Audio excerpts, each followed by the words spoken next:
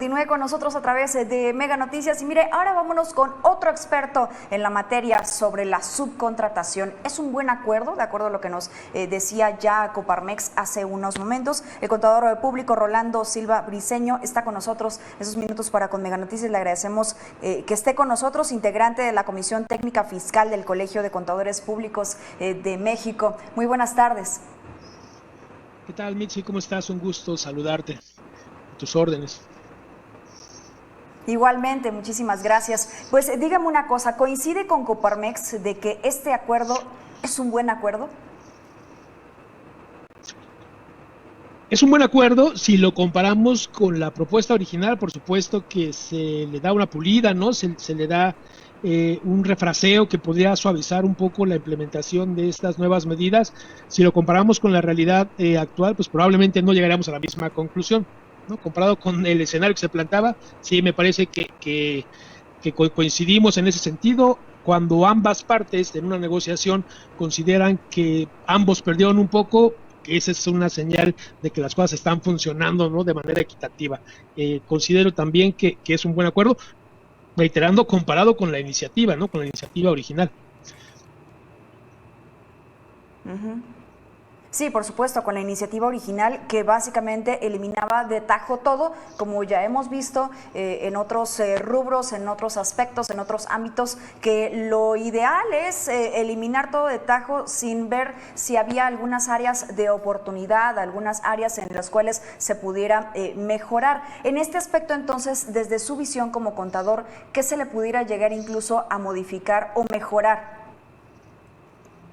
Ok, es interesante, si nosotros ya tenemos una regulación. Este tema de la subcontratación ha sufrido de varias reformas, ha sido partícipe en varias reformas. Tenemos una del Seguro Social por 2008, una en 2012 muy radical, muy de alto calado en la Ley Federal del Trabajo, justo con la precisión que se necesitaba.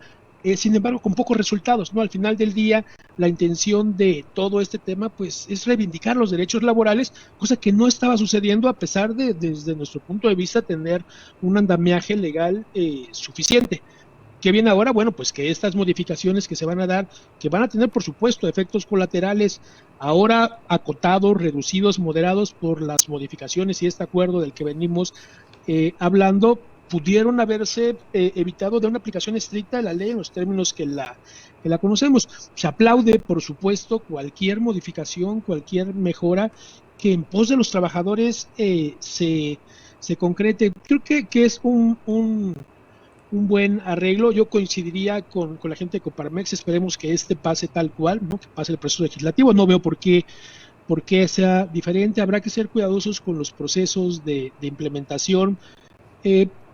Hay aspectos importantes que se dan en este cambio, que esperemos que se concrete en una ley, como la consideración del concepto de servicios compartidos, ¿no?, que es lo que hacen muchas empresas. Es muy normal, lógico, incluso inteligente y necesario que si tenemos 10 empresas, bueno, pues no tengamos 10 áreas jurídicas, ¿no?, una en cada una, o 10 áreas fiscales o de reclutamiento, que tengamos una y esta se haga especializada, se perfeccione y provea un servicio de calidad. Eso, en los términos como conocíamos la iniciativa, se hubiera tenido que terminar. Ahora, al parecer, se podría estar incluyendo, siempre, por supuesto, que no forme parte del objeto de la actividad principal, del core business de la empresa.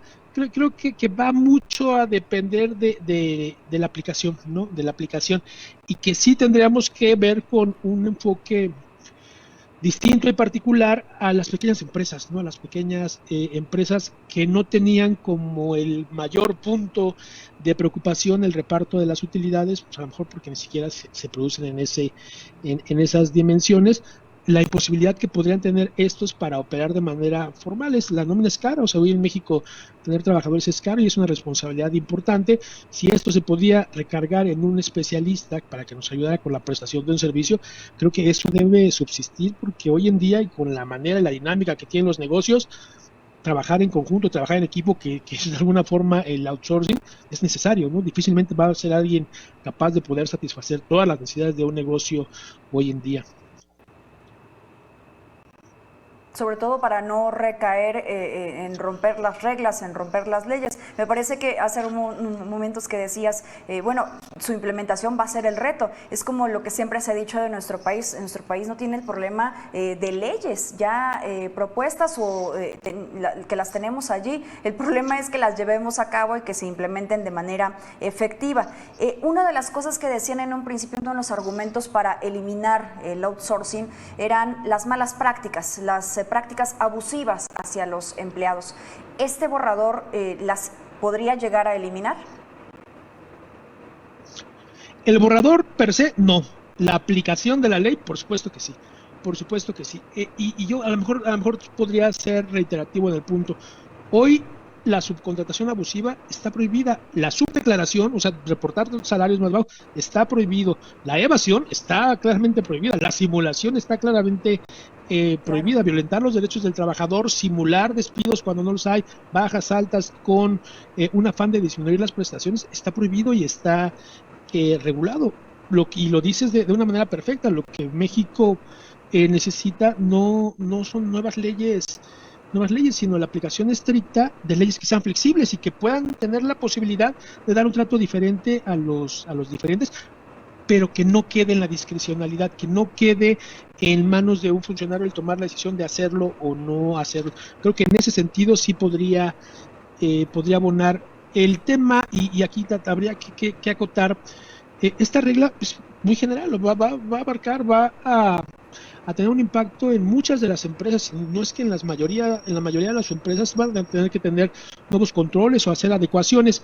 De todo este universo, Mitzi, de empresas que se verán afectadas favorable o desfavorablemente, yo estoy seguro y tengo mucha confianza en que el número de estas que se dedicaba a la defraudación como tal, a la delincuencia, a omitir el pago de las contribuciones de seguridad social, los impuestos y a perjudicar incluso los fondos de pensiones del trabajador, es mínimo, es muy reducido y además claramente identificado, ¿no? Y ahí están los ejemplos claros que de vez en cuando votan en los medios. Es pequeño el universo de quien abusa de este tema. Yo creo que aquí hay como varios cajones, pero el que vemos atacado como un enemigo social, el que se dedica a pagar menos, a defraudar, es un número afortunadamente pequeño, con alcances desmesurados, ¿no? Hablábamos en algún momento de en total pues, un número cercano a 5 millones de personas contratadas por subcontratación. No quiere decir que todo es mal, pero podemos ver que la penetración en el mercado es amplia. En el Seguro Social tenemos 25 millones de trabajadores dados de alta aproximadamente. Estamos hablando de una cuarta parte. Pesa, ¿no? Por supuesto que pesa. Sí, por supuesto. Oiga, contador, en algún momento también se señalaba a estas empresas que hacen subcontrataciones, por ejemplo, para el servicio de limpieza. A esto nos referimos cuando son una subcontratación especializada. ¿Eso se va a mantener? Se mantiene, se hace una acotación. No es claro a qué se refiere con especializado. Todos los servicios son especializados como tal. Difícilmente alguien va a estar improvisando. Pero esos servicios que no contribuyen directamente al objeto, que no se dedican a lo que tú haces, el ejemplo claro es la panadería, no podría contratar panaderos, pero sí servicios de limpieza, de seguridad, de programación, de mantenimiento, etcétera, siempre y cuando no sea el objetivo estar eludiendo obligaciones como la PTU o el respeto a la antigüedad de los trabajadores. Tiene más que ver con ese enfoque. Ok, muy bien. ¿Algo que guste agregar para finalizar esta entrevista? Sí, muy bien, que habrá que estar atentos del proceso legislativo. Sabemos que hoy por la composición de las cámaras podríamos estar relativamente con cierta seguridad de que este borrador que conocemos va a pasar y se va a convertir en ley, pues se culmina a la ciudadanía a hacer uso, ¿no? y a rectificar. Pero sobre todo, sí es importante que los trabajadores se involucren en el conocimiento de sus derechos, porque la parte fundamental para que esto se pueda convertir en una realidad es el propio trabajador, el conocimiento y la facultad que le demos y la confianza que le den las autoridades para exigir los derechos y que esto no se quede en la impunidad. Esa es la pieza que nos falta, me parece. Así es, mayor conocimiento en nuestros derechos, pero también en nuestras obligaciones, y me parece que esa es la clave también, ¿eh? Las modificaciones, a la espera de las modificaciones, a toda la cantidad de modificaciones que se tienen que hacer a la Ley Federal del Trabajo, a la Ley del Seguro Social, a la Ley del Infonavit, al Código Fiscal de la Federación, a la Ley del Impuesto sobre la Renta, a la Ley de Impuesto al Valor Agregado, etcétera, etcétera, porque esas son solamente algunas. Ya veremos qué es lo que pasa, contador, que no sea la última vez, porque me parece que hay que seguirle dando seguimiento. Muchísimas gracias. A tus órdenes, un gusto.